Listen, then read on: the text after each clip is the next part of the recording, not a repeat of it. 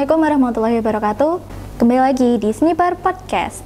Halo teman-teman, perkenalkan nama aku Caroline Hirtabana, host penuh semangat di podcast kali ini. Bersama saya hari ini ada narasumber yang luar biasa loh. Ada yang tahu nggak di sebelahku ini siapa? Kalau belum tahu, kita kenalan dulu yuk. Kalau boleh tahu, nama ibu siapa? Nama saya Tri Hardiningsih. Saya biasa dipanggil Putri sebagai guru bahasa Jepang di SMK Negeri 1 Pringapos. Baik Bu, kabar ibu hari ini gimana? Kabar saya luar biasa. Kabarmu gimana? Aku juga luar biasa. Sebelumnya saya mau mengucapkan terima kasih karena Bu Tri udah mau datang ke podcast hari ini. Sama-sama. Oke, jadi di episode kali ini kita akan membahas resolusi di tahun 2024. Penasaran kan gimana ceritanya? Yuk, stay terus di Sniper Podcast.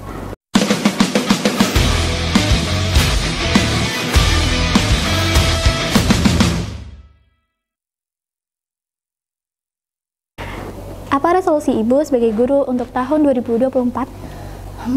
Di 2024 ini ya, untuk resolusi saya di 6 bulan pertama ini karena saya mengajar di kelas 12 dan mereka PKL, jadi belum bisa menerapkan. Tapi harapan saya 6 bulan terakhir nanti di tahun 2024 ketika saya masuk kelas itu saya ingin pembelajaran di kelas itu menjadi lebih asik gitu. Jadi saya harus mempersiapkan diri dengan metode-metode pembelajaran yang lebih efektif, lebih inovatif tentunya. Bagaimana cara Ibu untuk meningkatkan metode pembelajaran?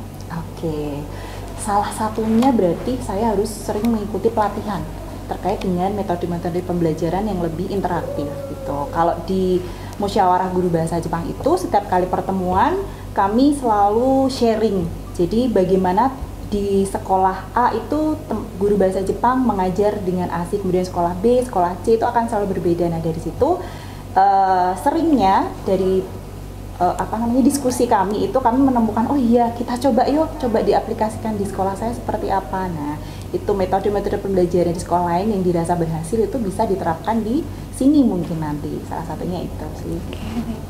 Apa target Ibu yang ingin Ibu capai dalam hal perkembangan profesional sebagai seorang guru di tahun 2024?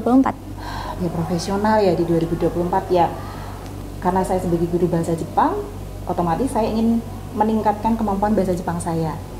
Karena selama mengajar di SMK itu kan kemampuan bahasa Jepang saya yang dulu waktu kuliah itu banyak digunakan, sekarang lebih sedikit. Nah semakin menurun kan. Di 2024 ini saya ingin meningkatkannya kembali, bahkan kalau bisa lebih sih itu. Kemudian yang kedua itu tadi ya, pengen meningkatkan metode pembelajarannya biar di kelas tuh lebih asik belajar sama anak-anak gitu. Bagaimana cara Ibu untuk mendorong partisipasi dan keahlian siswa? Kalau metode pembelajarannya asik, itu pasti anak-anak juga bakalan ikut asik ketika belajar bahasa Jepang. Jadi nggak kerasa kalau belajar bahasa Jepang di kelas, loh udah selesai jamnya gitu. Jadi saya harus mempersiapkan diri dengan baik, merencanakan pembelajaran dengan menarik supaya anak-anak itu tertarik dan belajar bahasa Jepang itu enjoy gitu. Biar mereka juga penguasaan bahasa Jepangnya juga lebih baik lagi. Apakah Ibu ada inovasi atau perubahan dalam kurikulum yang ingin diterapkan pada tahun ini? Kalau perubahan sih, inovasi belum ada rencana sih, karena kan kita baru mengalami perubahan ya yang kurikulum 2013 ke kurikulum Merdeka. Nah, saya ingin berusaha mempelajari dulu penerapan kurikulum Merdeka dengan baik dulu di SMK sini sih. Terus ini satu hal lagi, saya pengen membuat lingkungan belajar di SMK Negeri 1 Pringapos ini tuh menjadi lebih nyaman untuk anak-anak belajar. Itu anak-anak di sekolah tuh betah gitu, nggak buru-buru pengen pulang, terus ada yang bolos lompat pagar, meminimalisir hal itu. Semoga ya bisa berhasil ya. Bagaimana ada berencana untuk meningkatkan kualitas umpat balik dan evaluasi terhadap kemampuan siswa?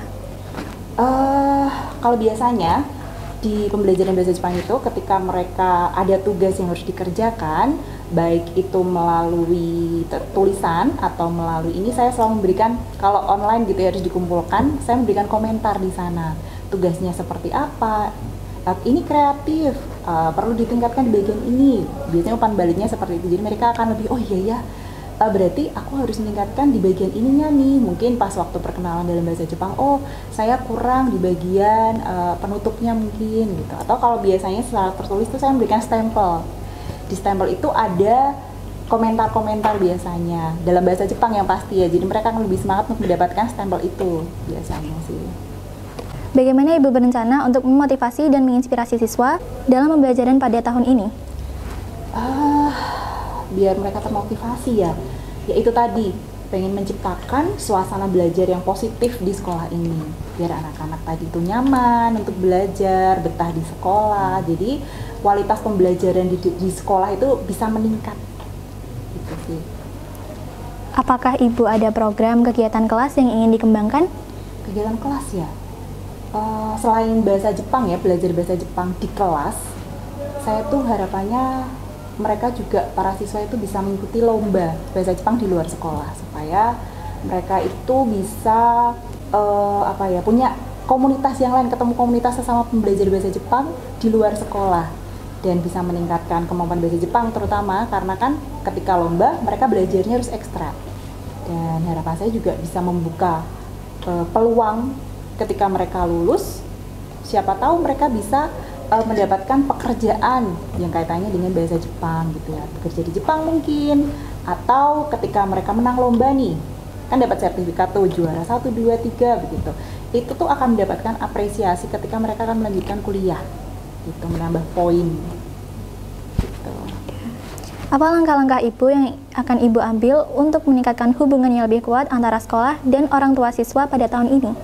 Pada tahun ini ya, yang paling utama sih kalau untuk dengan orang tua siswa itu mengadakan pertemuan ya, membahas tentang apa yang harus orang tua lakukan untuk mendukung pembelajaran di sekolah, dan kami pihak sekolah juga ingin nge-share, menyampaikan tentang program-program yang ada di sekolah, biar orang tua tahu di sekolah anaknya seperti apa. Kemudian harapan kami di sekolah juga orang tua bisa memberikan support kepada anaknya supaya pembelajaran bisa berlangsung dengan efektif.